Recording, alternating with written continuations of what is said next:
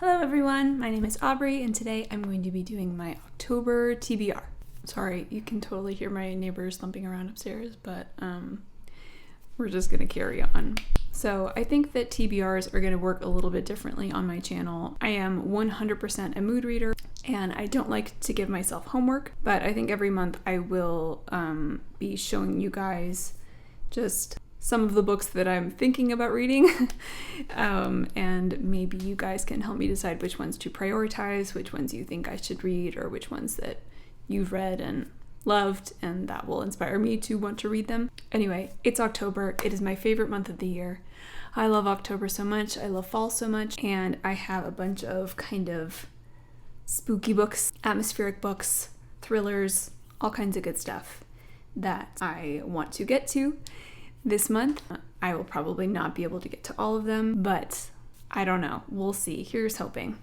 So I'm just going to get right into it. The first book that I want to read this month is My Best Friend's Exorcism by Grady Hendrix. He has a new book out called The Southern Book Club's Guide to Slaying Vampires.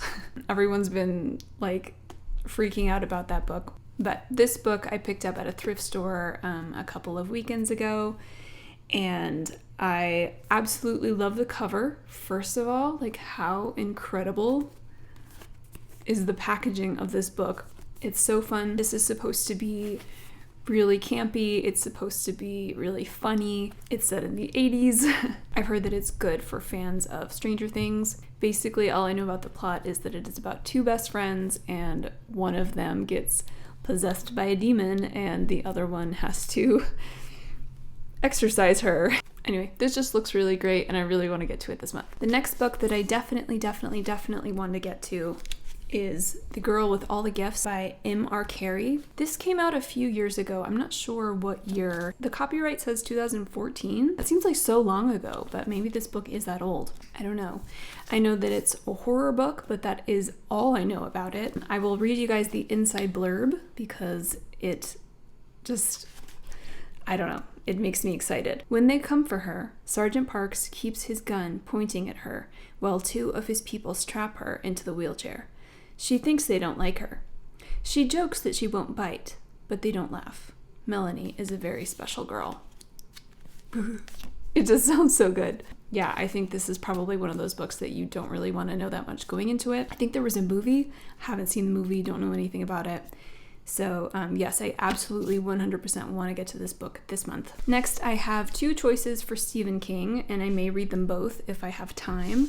The first choice is Pet Sematary. I have seen the movie, like the old movie, I think came out in the 80s. It was very scary. It totally scarred me as a kid. I think I saw it in like middle school. So I kind of know what the story is about. It's about a family that has just moved next to this very dangerous highway where all of these sort of big Mack trucks just kind of barrel through. A little ways away from the house there is a pet cemetery, and when you bury things in the pet cemetery, they come back to life, but they come back wrong. Yeah, I'm a big Stephen King fan and I have been dying to read this for ages. It's a classic, classic King, classic horror. So yeah, I really want to get to this one this month, hopefully. And then my other pick would be The Shining. Again, Stephen King. This is another classic. Again, I've seen the movie, but I've heard that the movie is not necessarily a very good adaptation of the book. So I am really interested to see how the two are different. So yeah, I think most people are pretty familiar with The Shining. It's about a creepy hotel and kind of a man's descent into madness. Yeah, definitely a good pick for October. So the next book that I'm thinking about reading is Behind Her Eyes. I found this at a thrift store, again, a couple of weeks ago. I'll have a haul coming soon. You can see the sticker is still on the front. I bought it for a whole $3. I don't know much about this other than I've heard that it has a sci-fi twist to it. So that sounds really intriguing to me. I'm a big fan of sci-fi as well as horror. So, well, I guess this is a thriller, not horror. I don't know. It's nice and short. It is less than 300 pages. I think. Just barely 300 pages, 304. So this seems like something that I could probably barrel through pretty easily. I love this creepy cover with like the big old eye on it. Okay, the next book that I am thinking about reading this month is Night Film by Marissa Pessel. I don't know too much about this. I know that Sarah without an H absolutely loves this book. I think she considers this one of her favorite books of all time. Correct me if I'm wrong. That just makes me want to read it. I think it's a murder mystery. Not too sure. But yeah, and I love this sort of shiny, gleamy cover. Yeah, this is a really dense book. Like, this is really heavy. It doesn't look like it's that big, but it's 500 pages. It's like over 500 pages.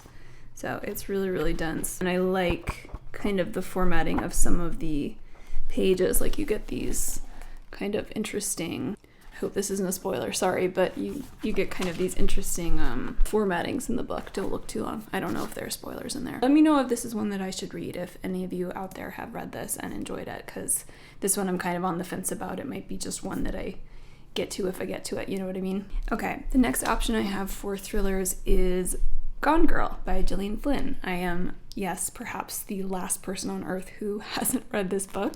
This is very famous. This is the book that like started the whole domestic thriller trend, I think. There's a movie. I have not seen the movie. I don't know anything about this, and I really don't want to. I want to go into this completely blind. Hopefully this is creepy and wonderful, and I love it. So, and then I have 2 picks for YA, and I probably will not get to both if I even get to either of them.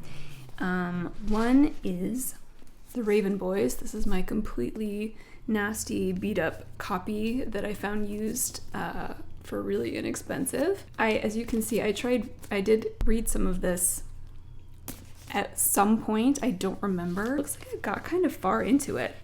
I got to page 166, but I mean, I don't remember. I like could not tell you what happens in those first 166 pages. I think at the time when I picked this up, it was just really slow.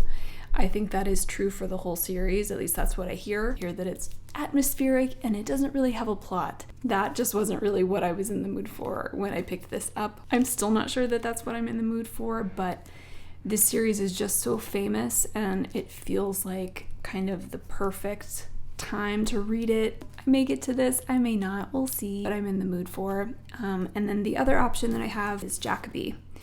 And I think this is a lot less popular, a lot less well known. The blurb on the front says Sherlock Holmes crossed with Buffy the Vampire Slayer.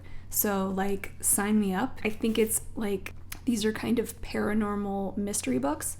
By the way, I do own the complete series for both of these. So I have all of the books, so either one that I decide to read, I can binge read the whole series if I so choose. But this one just sounds really fun. I like the sort of mystery aspect of this one. It sounds maybe a little more appealing to me, like maybe they would be faster reads. Please let me know if you have read these before. Like I said, I think these are less well known than the Raven Boys, so I would be really interested to know if any of you have read it and enjoyed it, because I'm kind of leaning towards this series, so I don't know. And then I have a good chunk of a manga series, and that is the Ancient Magus Bride. The Ancient Magus Bride. These are by Kori Yamazaki, and I'm not sure that these are necessarily autumnal in subject matter, but just the covers feel so kind of autumnal to me. There's lots of reds and yellows and oranges. This guy on the cover is kind of creepy. So I'll read you what it says on the back. Her name is Chais Hattori, a penniless orphan troubled by visions. Sold as a slave to an inhuman mage, she is about to begin a strange new life, filled with magic, fairies, and other beings of fantastical nature. These just sound really fun. I was collecting these back when I was still buying things from Book Outlet, back before we found out that they were an absolute trash can of a company. So that's why I have the first 5, because I was collecting these when they were, like $2 or so. But yeah, I have yet to pick this series up, and then this just feels like it would be a good time to do so. They should be, pretty easy to read, pretty quick to get through. Again, let me know if anybody's read these because I haven't heard too much about them. And then the last book that I want to talk about is not necessarily a spooky book, but it is the Well of Ascension by Brandon Sanderson. I reread Book 1, The Final Empire, last month. You can check out my review in my August-September wrap-up. I have not ever read this one before. I am just continuing on with the Mistborn trilogy. I don't want to set this down for too long because I don't want to start to forget things about the characters and the world. So I think I will just kind of be slowly making my way through this during the month. It's not necessarily a priority, but I might read a little bit of it here and there just to kind of keep it fresh in my mind. So that is it. Those are all of the books that I want to read this October. Please let me know if you have read any of those books, what you think I should read, what you're planning to read this October. I hope you have a wonderful day, and I'll see you next time. Bye.